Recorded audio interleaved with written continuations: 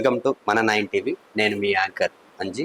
ఈరోజు మనతో ఉన్నారు సుమిత్ర ఆనంద్ గారు. మహిళలకే పెద్దపీట వేసినటువంటి బీఆర్ఎస్ పార్టీ ఈరోజు అధికారంలో లేదు. అయినప్పటికీ కాంగ్రెస్ పార్టీ ప్రజాపాలన చేస్తుంది, ప్రజల కోసం పోరాడుతుంది, ప్రజల కోసం మాత్రమే పనిచేస్తుంది అని కాంగ్రెస్ పార్టీ వాళ్ళు అంటున్నారు. అసలు ఈ రెండింటి మధ్యలో ప్రజాపాలన నడుస్తుందా, లేకుంటే గ్రామ స్థాయిలో మహిళలకి ఎలాంటి అన్యాయం జరుగుతుంది? గ్రామ స్థాయిలో చాలామంది రైతులు కావచ్చు, రైతు భరోసా కావచ్చు, అలాగే రైతు బంధు కావచ్చు, ఫుల్ఫిల్గా ఎవరికి రాలేదని చెప్పేసి ఊర్లలో కూడా చాలామంది అనడం జరుగుతుంది. వీళ్ళు కూడా అదే అంటున్నారు. ఇక్కడ అవకతవకలు ఎలా జరుగుతున్నాయి ఏంటి అనే విషయాలు, చాలా విషయాలు మన సుమిత్ర ఆనంద్ గారితో మాట్లాడి తెలుసుకుని ప్రయత్నం చేద్దాం. నమస్తే అక్క. నమస్తే.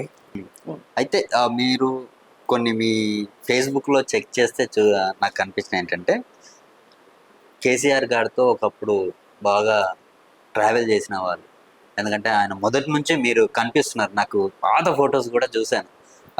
ఆయనతో మీకు ఎలా ఉండేది? అన్న చెల్లె అనుబంధం ఇంట్లో మనిషిలాగానే చూసేవాళ్ళ? కార్యకర్త కదా, కార్యకర్త లాగానే చూసేవాడు?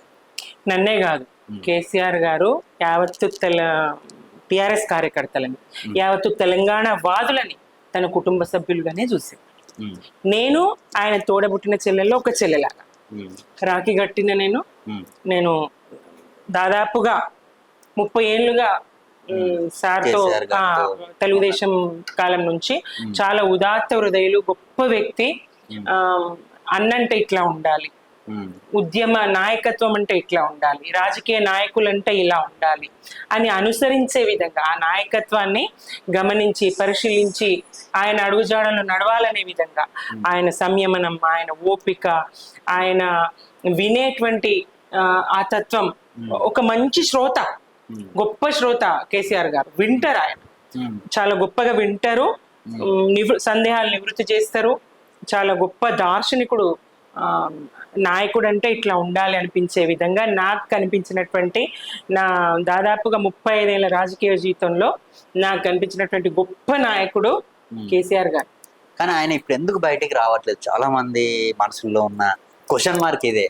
ఈ తెలంగాణలో ఇంత జరుగుతుంది కదా, ఆయన వయసు అయిపోయింది, ఇంకా నాకు ఎందుకు రాజకీయాలని చెప్పేసి స్వస్తి చెప్పి పక్కకి వెళ్ళిపోయారా, లేకపోతే ఇంకేదైనా కొత్త ప్లాన్ వేస్తున్నారా నెక్స్ట్ గవర్నమెంట్ కోసం అనే థాట్లో ఉన్నారు? వయసు అయిపోవడం కాదు, ఆయన నిరంతరం తెలంగాణ బాగు కోసం ఆలోచించే ఆలోచన పరులు. ఆయన వ్యూహకర్త, గొప్ప వ్యూహకర్త. ఆయన ప్రతి క్షణం తెలంగాణ ప్రయోజనాల గురించే ఆలోచిస్తూ ఉంటారు. ఇలా అధికారం ఉంటది ఉండదు, అది ప్రజాస్వామ్యంలో గెలుపోవటములు సహజం. ప్రజల్లో కొద్దిపాటి ఆశకు లోనైనరా, లేదంటే మా ప్రభుత్వం మీదనే కొద్దిపాటి కినుకనా, ఏదన్నా కానీ ఏమైనా కానీ ఇట్లాంటి పరిణామాలను అయితే ఆయన సరే అవకాశం ఇద్దాం, పాలనకు వాళ్ళకి అవకాశం ఇద్దాం, పాలించనిద్దాం అని చెప్పి అవకాశం ఇచ్చి తాను కాస్త ఇదే తప్ప, అయినా మేం చేసే ప్రతి కార్యక్రమం, అనేక కార్యక్రమాలు మీరు చూస్తా ఉన్నారు కదా, అనేక కార్యక్రమం. బీజేపీది ఏమైనా పాత్ర ఉందా? మేము చేస్తున్న దాంట్లో, ఈ రాష్ట్ర ప్రభుత్వాన్ని ప్రశ్నిస్తున్న దాంట్లో, ఈ రాష్ట్ర ప్రభుత్వ ప్రజా వ్యతిరేక విధానాలను ఎండగడుతున్న దాంట్లో బీజేపీ మాలో 1% పని చేయగలుగుతున్నదా?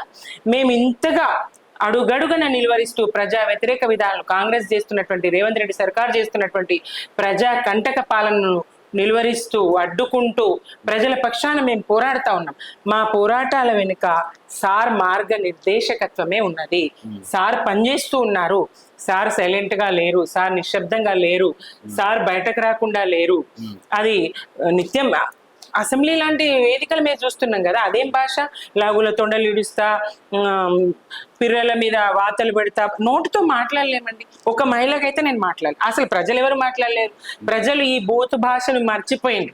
మరి రేవంత్ రెడ్డి గారు ఎక్కడ ఈ పాఠాలు నేర్చుకున్నారో తెలియదు, కానీ అట్లాంటి వేదికల మీద ఇలాంటి స్థాయి వాళ్ళతో వచ్చి ప్రత్యక్షంగా పాల్పంచుకునే అవకాశం అయితే లేదు అని యావత్తు తెలంగాణ సమాజం అనుకుంటది. అసెంబ్లీలో 42% బీసీలకు ఖచ్చితంగా ఇవ్వాలని చెప్పేసి అసెంబ్లీలో అన్నారు, కానీ అమల్లోకి వచ్చేది ఎప్పుడు? ఏమో, ఈయన చిత్తశుద్ధి మీద నమ్మకం ఎక్కడున్నది? కామారెడ్డి డిక్లరేషన్ ప్రకారం ప్రతి చోట ఒకటి, ఏ వర్గానికి వీళ్ళు డిక్లరేషన్ ఇవ్వలేరు. అటువైపు విద్యార్థి నిరుద్యోగ డిక్లరేషన్ అంటారు, ఇటువైపు విద్యార్థి అంటారు, అటువైపు బీసీ అంటారు, ఇటువైపు రైతు అంటారు. అన్ని వర్గాలకు డిక్లరేషన్లు ఇచ్చుడే, అన్ని వర్గాలను నిండా ముంచుడే. ఇది తప్ప ముంచుడు తప్ప పెంచుడు తెలియనటువంటి పాలన రేవంత్ రెడ్డి పాలన. ఏ వర్గం పెరిగింది వాళ్ళు తప్ప, పార్టీ తప్ప. మీరు చేసే అప్పుకేం తక్కువ లేదు, 1,80,000 కోట్ల అప్పులు తెస్తారు. ప్రతి నెల 18,500 కోట్ల రాష్ట్ర ఆదాయం ఉన్నదా? ఇవన్నీ ఏం చేస్తున్నారో తెలియదు. లెక్క లేదు, పత్రం లేదు, అతి లేదు, గతి లేదు, ప్రజలకు అందింది లేదు, పాలన ఫలాలు పొందింది లేదు. అటు విద్యా సంవత్సరం ప్రారంభమైంది, మరి గురుకులాలకు అద్దెలు చెల్లించక తాళాలు వేస్తున్న పరిస్థితి చూస్తా ఉన్నాం. గత సంవత్సరం అనేక మంది గురుకులాల్లో విద్యార్థులు చనిపోయిన పాపం. మరి కలుషితాహారము, రకరకాల కారణాలు, వాటి మీద పర్యవేక్షణ లేదు. విద్యాశాఖ ఆయన ఆధీనంలోనే ఉంటది. అప్పటిదాకా ఇంత తెగిరి తెలంగాణ ప్రభుత్వంలో కేసీఆర్ గారు తను పనిచేయని కారణంగా ఇది కాదయ్యా మురళి గారు, ఇది పద్ధతి కాదని మందలించింది, మనసులో పెట్టుకొని కోపపడ్డది మనసులో పెట్టుకొని మరి ఆ ప్రభుత్వం మీద వ్యతిరేకతతో మాట్లాడినటువంటి ఆకునూరి మురళి గారు ఇప్పుడు విద్యా కమిషన్ చైర్మన్. ఆయన వచ్చి ఏం మాట్లాడతారు? నా పిల్లలు చదివిండ్రు ప్రైవేట్ స్కూల్లో, ఇప్పుడు మీ పిల్లల్ని చదివియకండి. ఇది ఎక్కడ న్యాయం? నీ పిల్లలకో న్యాయం, మిగతా వారి పిల్లలకో న్యాయమా? ముందు ప్రభుత్వ బడులు ఆ స్థాయిలో ఆ సంఖ్యలో పెంచగలవా? మొత్తం ప్రైవేట్ స్కూళ్ళు మూత వేయడమే ప్రధానమని మాట్లాడుతున్నావు కదా. అందరు పిల్లలకి ప్రభుత్వ పాఠశాలలో వసతి నువ్వు కల్పించగలవా? అన్ని పాఠశాలలు నువ్వు నెలకొల్పగలవా? ఉన్న గురుకులాలు చూసుకునే దిక్కు లేదు, ఉన్న బళ్లకు మెగా డిఎస్సి అంటివి, ఉపాధ్యాయ నియామకం సరిగా లేదు, సంఖ్య లేదు, పుస్తకాలు లేవు ఇంతవరకు. ఇచ్చిన పుస్తకాల్లో నువ్వు చరిత్రను మారుస్తావు, పాఠాలను మారుస్తావు, చంద్రబాబును తీసుకొచ్చి ప్రొజెక్ట్ చేయాలని చూస్తావు, తెలంగాణ సంస్కృతిని చరిత్రను పక్కన వేస్తావు, రాష్ట్ర సాధన రాష్ట్ర అవతరణ దినోత్సవం సంబంధించినటువంటి పాఠాన్ని తీసేసారు 10వ తరగతి. ప్రత్యేక ఉద్దేశం అక్కడ అన్ని ఆ పాఠంలో రాష్ట్ర అవతరణ, లక్ష్య సిద్ధి అనేటువంటి పాఠం అది.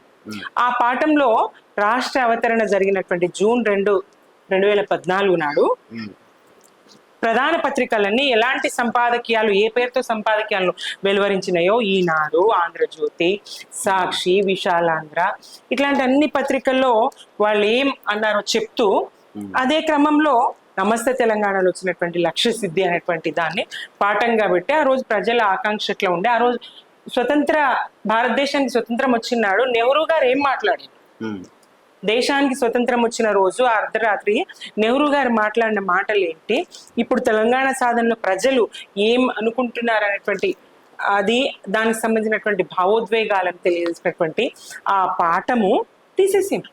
తెలంగాణ రాష్ట్రం సమైక్య పాలనలో ఉన్నాడు, అసలు తెలంగాణ అనేది ఒక రాష్ట్రం ఉండే అని కూడా తెలియదు. ఆ తెలంగాణకు సంబంధించినటువంటి ఏ పాఠ్యాంశాలు లేకుండే, తెలంగాణకు సంబంధించినటువంటి పాఠ్యాంశాలే లేవు. ఇది ఒక రాష్ట్రంగా ఉండే, ప్రత్యేక రాష్ట్రంగా ఉండే. ఆంధ్ర రాష్ట్రం అనేది ఒకటి ఉండే, అది మద్రాసు రాష్ట్రం నుంచి విడిపోయింది. ఈ రెండు కలిసి ఆంధ్రప్రదేశ్ ఏర్పడ్డాయనేటువంటి పాఠాలే చెప్పారు. ఇప్పుడు మళ్ళీ తెలంగాణ సాధించిన తర్వాత సాధించుకున్నటువంటి తెలంగాణలో మన సంస్కృతి, మన పండగలు, మన భాష, దీనికి పెద్ద పీట వేస్తూ మన సుద్దాల హనుమంతు పాఠం ఉంటుంది. సుద్దాల హనుమంతు రాసినటువంటి నాటి గ్రామీణ స్థితిలో పల్లెటూరి పిల్లగాడు పశులగాసి మొనగాడు పరిస్థితి ఏంటో ఆ పాట ఉంటుంది. ఎంత ధైర్యం! చెరబండ రాజు రాసినటువంటి పాఠం ఉంటుంది. చెరబండ రాజు రాసినటువంటి ఏ కులమబ్బి నీది, ఏ కులమబ్బి అనేటువంటి ప్రశ్న పాఠం ఉంటుంది. ఎంత విప్లవాత్మకమైనటువంటి పాఠాలను తెలంగాణ ప్రభుత్వం పెడితే ఒక్కొక్క పాఠాన్ని క్రమక్రమంగా తొలగిస్తుంది. కొమరం భీముని తీసేసి అట్టమీద నుంచి మన హైటెక్ సిటీ దాన్ని వేస్తారు. ఎంతవరకు సమంజసం ఇది? రాష్ట్రాన్ని ఏం చేయదలుచుకున్నాడు రేవంత్ రెడ్డి సర్కారు, కాంగ్రెస్ ప్రభుత్వము? మీ ప్రభుభక్తి, మీకు ఎవరైతే పెట్టుబడిదారులు ఉన్నారో, మిమ్మల్ని ఎవరైతే పోషిస్తా ఉన్నారో, మీరు ఈ రాష్ట్ర పిసిసి తీసుకోవడానికి కానీ, ముఖ్యమంత్రి స్థానంలోకి రావడానికి కానీ మీకు కారణం ఎవరు అనుకుంటున్నారో, మీ పోషకులు ఎవరు ఉన్నారో వాళ్ళ మీద భక్తి ఉంటే వ్యక్తిగతంగా మీరు ఇదివరకు బూట్లు మోసిండ్రు, చెప్పులు దుడిచిండ్రు, అట్లా మీరు ఏమైనా సేవ చేసుకోండి రహస్యంగా. కానీ రాష్ట్ర ప్రయోజనాలు దెబ్బతీసే విధంగా, రాష్ట్ర ప్రజల మనోభావాలు దెబ్బతీసే విధంగా, రాష్ట్ర చరిత్ర సంస్కృతి తెలుసుకోకుండా ఉండే విధంగా మీరు కుట్ర చేయడం సమంజసం కాదు. కాంగ్రెస్ మంత్రులు, ఎమ్మెల్యేలు ప్రజాప్రతినిధులు ఎందుకు మరి మౌనం వహిస్తున్నారో తెలియదు. ఎందుకు ఈ దిశ ఎందుకు మౌనం వహించరు? వీళ్ళకి అసలు పదవులు కావాలి తప్ప రాష్ట్ర ప్రయోజనాల కోసం పెదవులు విప్పిన సందర్భమే లేదు కదా. కిరణ్ కుమార్ రెడ్డి అసెంబ్లీ సాక్షి ₹1 కూడా ఇయ్యని ఏం చేసుకుంటారో చేసుకపోండి అని ఆవేశంగా ఊగిపోయినాడు. వీళ్ళు ఎవరన్నా ఆయనకు వ్యతిరేకంగా మాట్లాడినరా? నిన్న మా వద్దిరాజు గారు తెలంగాణ ప్రయోజనాలను దెబ్బతీసే విధంగా, కేసీఆర్ ని బద్నాం చేసే విధంగా ఈ రేవంత్ రెడ్డి మాట్లాడుతూ ఉంటే, బనకచెర్లకు సంబంధించి మాట్లాడుతూ ఉంటే ఆయన వాకౌట్ చేసి బయటకు వచ్చిండ్రు. మరి ఎవరన్నా అసెంబ్లీని వాకౌట్ చేసినాడు ఈ కాంగ్రెస్ ఎంపీలు బయటకు వచ్చిండ్రా? అన్నాడు మంత్రులు ఎవరైనా పెదవి విప్పిండ్రా? తెలంగాణ మంత్రులు, తెలంగాణ ఎమ్మెల్యేలు ఎవరైనా మాట్లాడిండ్రా? వీళ్ళకు తెలంగాణ స్పృహ సోయి ఏమీ లేదు. తెలంగాణ కాంగ్రెస్ ఎమ్మెల్యేలు, మంత్రులు, ప్రజాప్రతినిధులు వీళ్ళకు తెలంగాణ అవసరాలు, తెలంగాణ స్పృహ, తెలంగాణ సోయి, ఒక తెలంగాణ అస్తిత్వము, సొంత భావన ఇట్లాంటిది ఏమీ లేదు. చలనరాహిత్యం వీళ్ళు. వాళ్ళ వ్యక్తిగతమైన పదవులు, ప్రయోజనాలు తప్ప ఇంకొకటి వాళ్ళకు పట్టదనేది స్పష్టమైంది కదా. రైట్. తెలంగాణ మహిళ ఒక లీడర్ గా మీరు మొన్న రీసెంట్ గా అందాల పోటీలు జరిగాయి. అందాల పోటీలు తెలంగాణకి ఎంతవరకు గౌరవ ప్రతిష్టలు వచ్చాయనుకుంటున్నారు? గౌరవ ప్రతిష్టలు కాదు, ప్రతిష్టను మసకబార్చినాయి. ప్రతిష్టను గంగలకు తుంగలోకి దొక్కింది. ఎందుకని? మిస్ మిల్లా మ్యాగీ, ఇంగ్లాండ్ చెందినటువంటి మిల్లా మ్యాగీ, ఇంగ్లాండ్ చెందినటువంటి అందగత్తె ఇక్కడ నుంచి అవమాన భారంతోనే తప్పుకొని వెళ్ళిపోయి, ఇక్కడ నుంచి అవమాన భారంతో వీళ్ళు తను ఒక ఆట బొమ్మలాగా, తను ఒక హీనంగా చర్చించుకోవడానికి వీలు లేకుండా విధంగా, మాట్లాడడానికి వీలు లేకుండా విధంగా ఆమెను చూసిందని చెప్పేసి ఆమె వెళ్ళిపోయింది. పరువు పోయింది, దేశం పరువు పోయింది. ఏ రకంగా చూసినా అందాల పోటీలను తెలంగాణ కోరుకోలేదు. ఎవరు అడిగింది కాదు, దాంతో వచ్చే ప్రయోజనము లేదు, దాంతో నొనగూడేటువంటి లాభము లేదు. మీరన్నట్టు ఉద్యోగాలు పెరగవు, రేవంత్ రెడ్డి సర్కారు అన్నట్టు ఉద్యోగాలు పెరిగేది కాదు, ఇక్కడ ఏదో పెట్టుబడులు వచ్చేది కాదు. దానివల్ల తెలంగాణకు జరిగేటువంటి మేలు ఎంత మాత్రం లేదు. అయినప్పటికీ మీరు నిర్వహించింది ఏదో సక్కంగా నన్ను నిర్వహించలేదు. అవమానంతో తల వంచుకునే విధంగా, ప్రపంచ దేశాల ముందు తెలంగాణ పరువు పోయే విధంగా వ్యవహారం నడిచింది. మరి అది కారకులు ఎవరు, కారణం ఎవరు? బయటకు తీసి ఇంత శిక్ష ఏదైనా చెప్పాలి కదా, బయటకు రావాలి కదా. లేదు. సోనియా గాంధీ గారు ఇటీవల మాట్లాడింది, ఏమో దొంగలు 6 నెలల కుక్కలు మురిగినట్టు. సరే, ఇప్పటికన్నా అమ్మగారు ఒక మహిళ అయినందుకు మాట్లాడినాక నన్ను ఏమన్నా చర్యలు అది ఏదైనా కనబడుతుందంటే అదేమీ లేదు. ఇంతవరకు దానికి సంబంధించి ఎలాంటిది బయట ఉండలేదు. నాటి ఆ సీసీ ఫుటేజీలు కానీ, ఆ వీడియో ఇది కానీ, క్లిప్పింగులు కానీ ఏవి బయటకు రాలేదు. దాన్ని ఎందుకు దాచిపెడుతున్నారు? మరి దాన్ని అనుకున్నది ఎవరు? ఏం జరిగింది? నిజాల నిగ్గైతే తేల్చాలి కదా. మరి ఆమె ఉత్తి ఆరోపణలు చేసిందా, ఇవి నిజమా ఏందా అనేది అయితే తెలంగాణ సమాజానికి, ప్రపంచానికి చెప్పాలి కదా. ఆ ప్రయత్నమే చేయలేదు కదా. అంటే నిజం అన్నట్టు కదా. వీళ్ళ మౌనము అది నిజం అనేది నిర్ధారించినట్టు, ధృవీకరించినట్టే స్పష్టమైంది. ఫైనల్ గా తెలంగాణ ప్రజలకి నెక్స్ట్ స్థానిక ఎన్నికలు కూడా వస్తున్నాయి. గ్రామస్తులకు కావచ్చు, గ్రామాల్లో ఎంతో మంది రైతులు ఉన్నారు, మహిళలు ఉన్నారు. వాళ్ళందరి కోసం మీరు ఏం చెప్పదలుచుకుంటున్నారు? ఈ 18 నెలల పాలన చూసిండ్రు, చేసిన మోసం చూసిండ్రు, ఇచ్చిన హామీలు చూసిండ్రు, మరి ఈ కక్షపూరిత రాజకీయాలను చూస్తా ఉన్నారు, ప్రజా ప్రయోజనాలు పట్టినటువంటి పాలనను చూస్తా ఉన్నారు. ఎంతసేపు అటెన్షన్ డైవర్ట్ చేసేటువంటి దుర్మార్గపు రాజకీయాలను చూస్తా ఉన్నారు.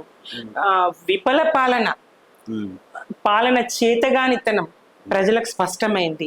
తప్పకుండా ఇప్పటికే ఎంత వ్యతిరేకత క్షేత్రస్థాయిలో అంటే, నేను మాట్లాడడం కాదు, ఒక బీఆర్ఎస్ నేతగా నేను మాట్లాడడం కాదు, మీరెళ్ళి సామాన్య ప్రజలు ఏ మారుమూల గ్రామానికైనా వెళ్ళండి, ఎక్కడికన్నా వెళ్ళండి, ఓ బస్తీకి వెళ్ళండి, సిటీలో ఎక్కడికి వెళ్ళినా ప్రజల ముందు ఒక మాట కదిలిస్తే చాలు, వాళ్ళ వ్యతిరేకతను ఒక్క మాట అడిగితే 100 మాటలు చెప్పేటట్టుగా ఉన్నారు.